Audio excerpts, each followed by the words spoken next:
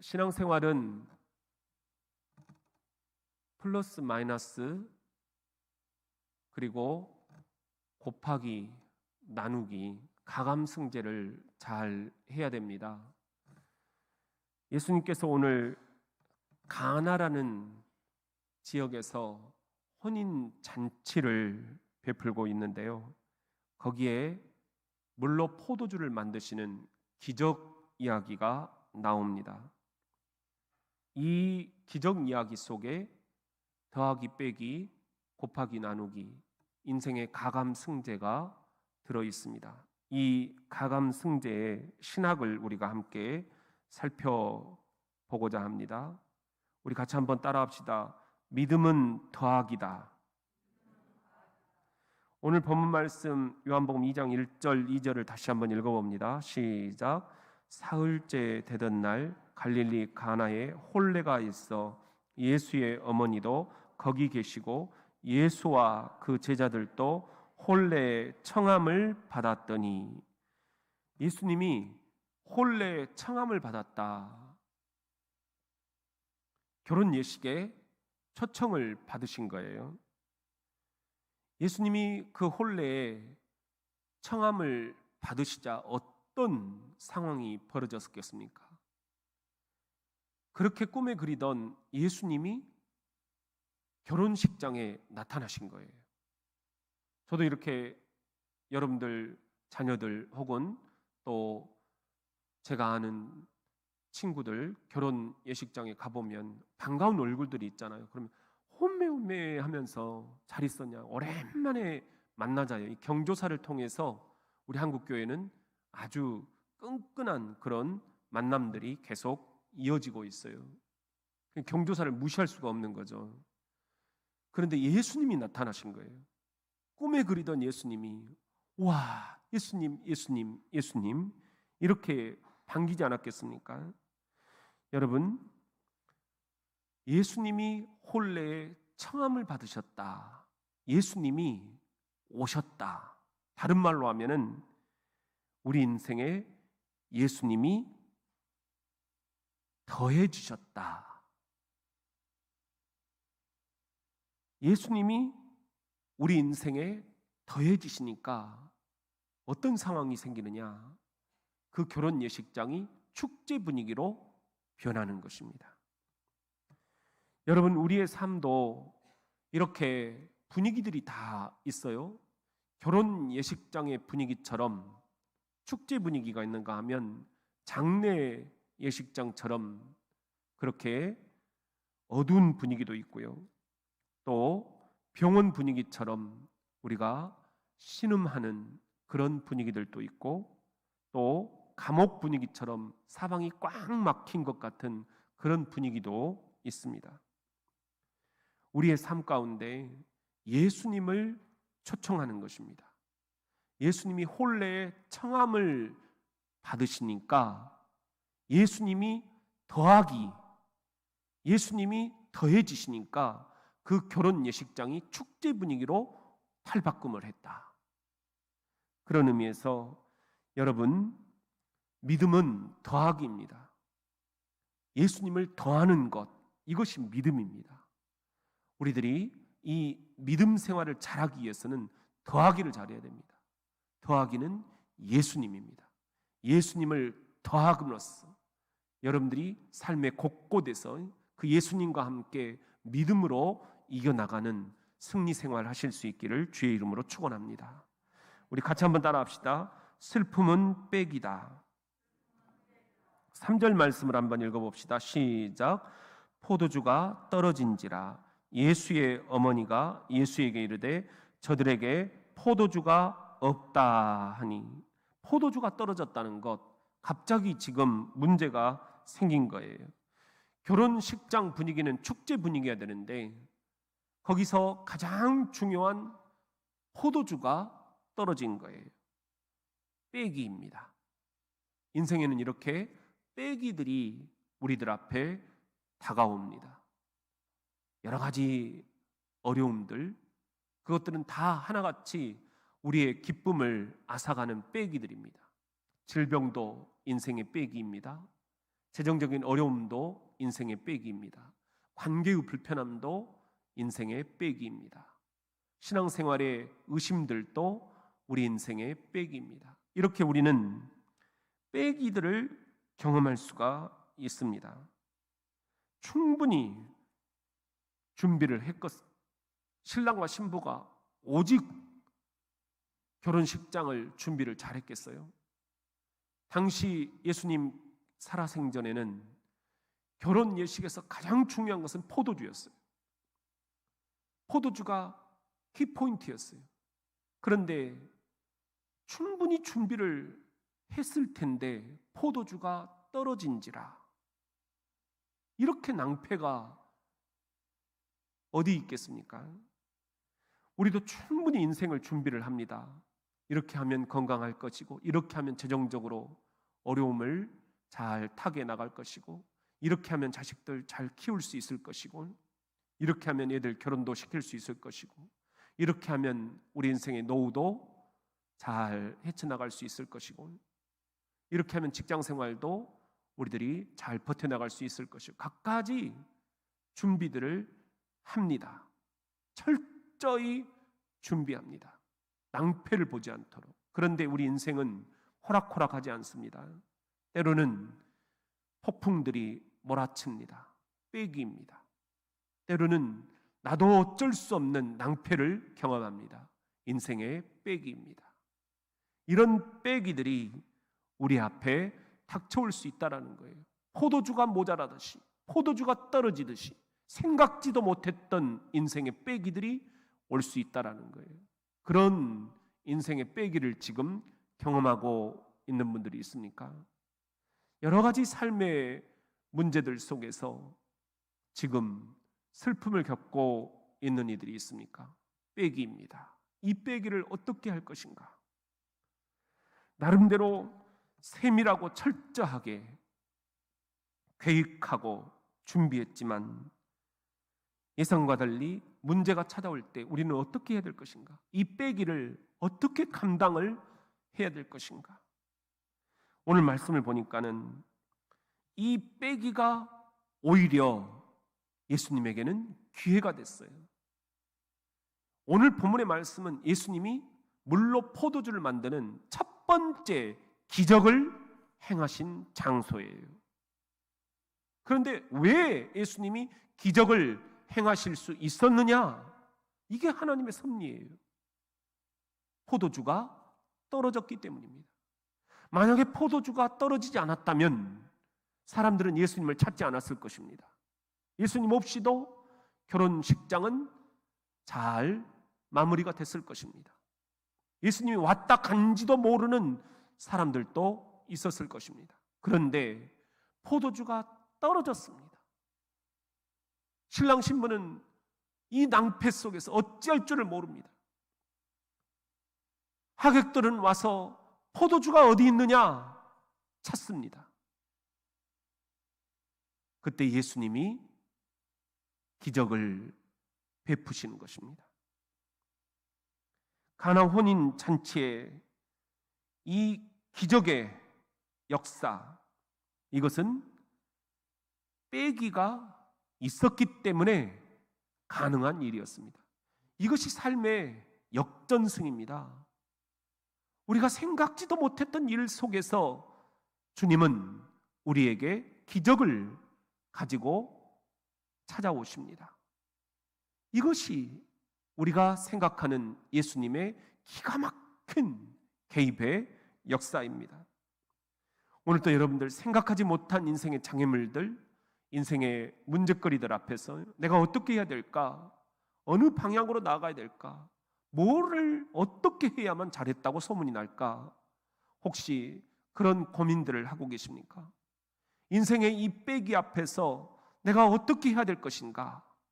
여러분, 근데 바로 이런 위기가 예수님에게는 기회가 된다라는 거예요.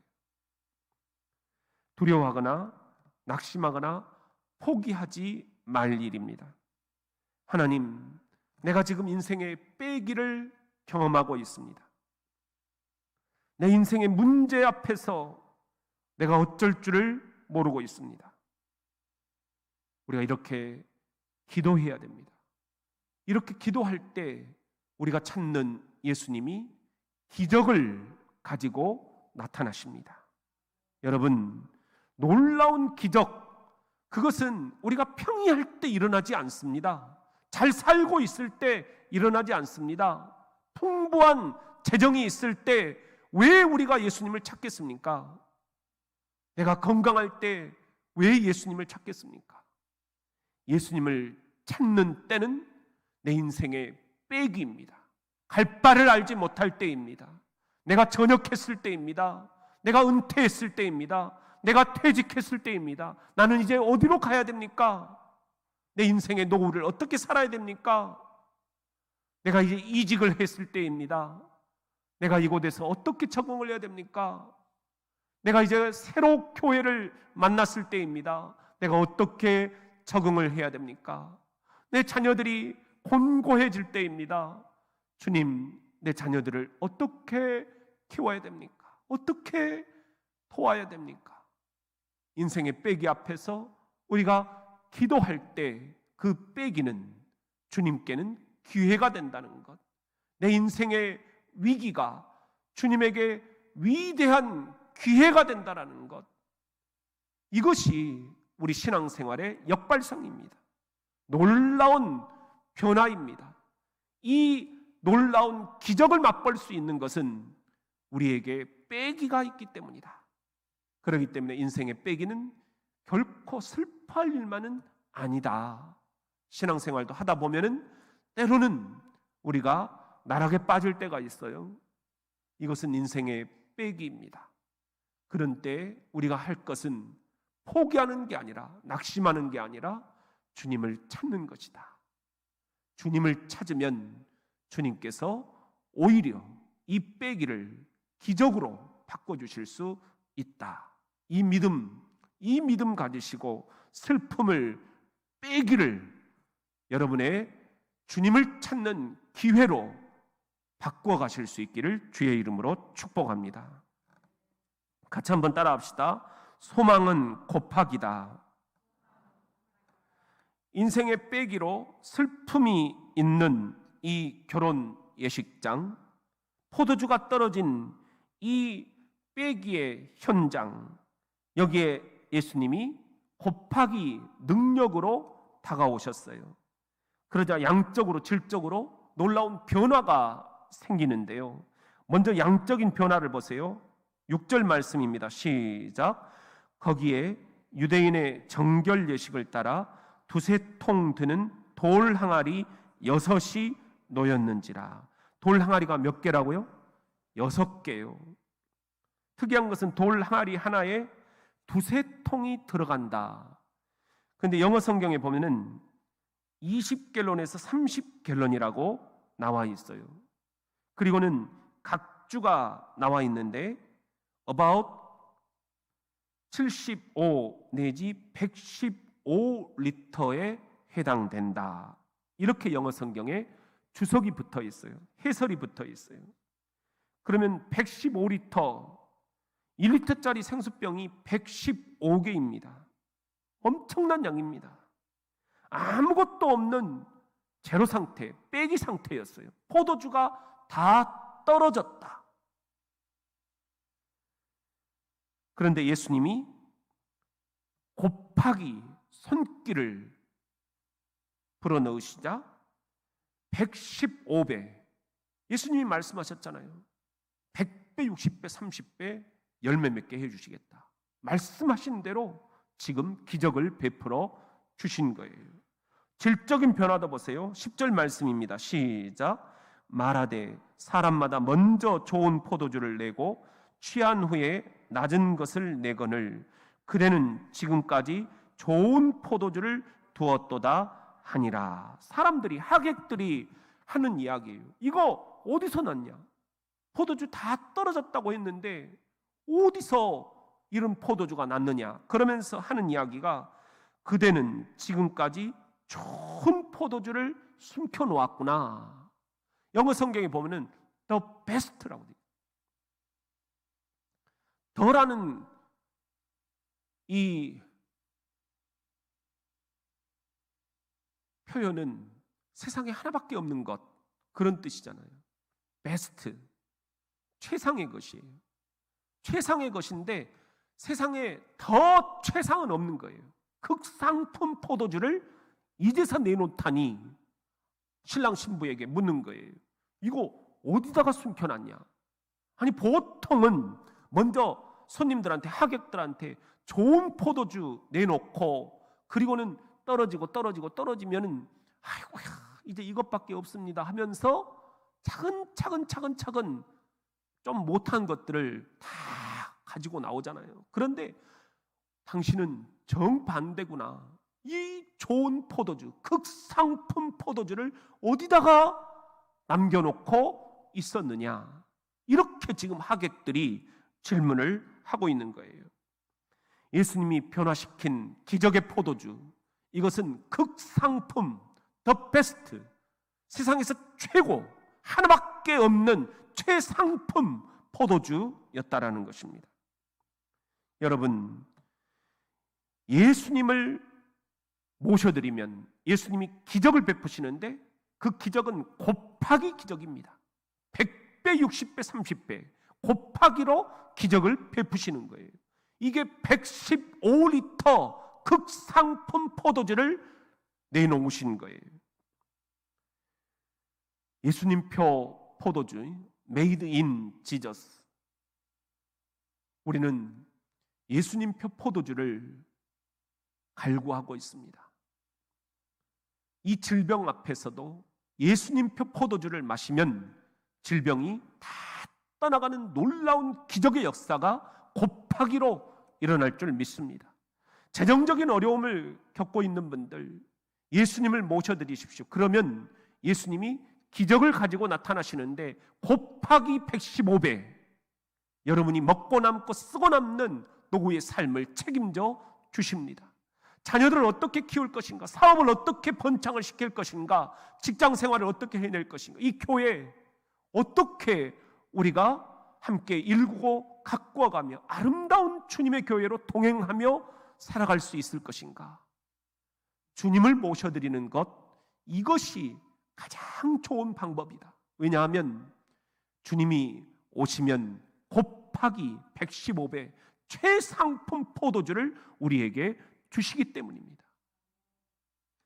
이런 115배 곱하기 기적의 역사를 맛볼 수 있도록 최상품 포도주로 여러분의 인생이 축제가 될 수 있도록 여러분 주님을 모셔드리고 여러분이 주님을 향해서 소망을 표현할 때 곱하기 115배로 놀라운 역사를 맛볼 수 있기를 주의 이름으로 축원합니다. 우리 같이 한번 따라합시다. 기쁨은 나누기다. 7절 8절 말씀입니다. 시작. 예수께서 그들에게 이르시되 항아리에 물을 채우라 하신즉 아기까지 채우니 이제는 떠서 연회장에게 갖다 주라 하심에 갖다 주었더니, 연회장에게 갖다 주었다. 오늘 기적의 출발점은 예수님이에요. 그리고 이 기적의 마지막 도착점은 손님들이에요. 그런데 이 사이에 지금 하인들이 있어요. 예수님 말씀에 순종했던 사람들이 누구였습니까? 하인들이었습니다. 이 항아리에 물을 채우라. 하인들이 순종했어요. 아기까지 채웠다 했어요. 하인들이 채웠어요. 맹물인 줄 알았어요. 하인들이 왜 몰랐겠어요? 맹물을 부어놓고 이것을 떠다가 손님들에게 나눠주라. 예수님의 이 기가 막힌 말씀, 턱도 없는 말씀, 그런데 순종했다라는 거예요. 예수님이 물로 포도주를 만드실 때 능력이 부족해서 하인들에게 항아리에 물을 채워라, 아기까지 꼭꼭 눌러서 채워라 그러셨겠습니까? 하나님 아들이시잖아요. 하나님 자신이시잖아요. 인간의 몸으로 이 땅에 오신 예수 그리스도께서 기적을 베푸시면 하인들을 꼭 동원을 해야만 할까요? 하인 없이도 얼마든지 기적을 베푸실 수 있는 그런 분 아니신가요? 죽은 나사로도 살리신 예수님 아니신가요? 부활 승천하신 예수님 아니신가요?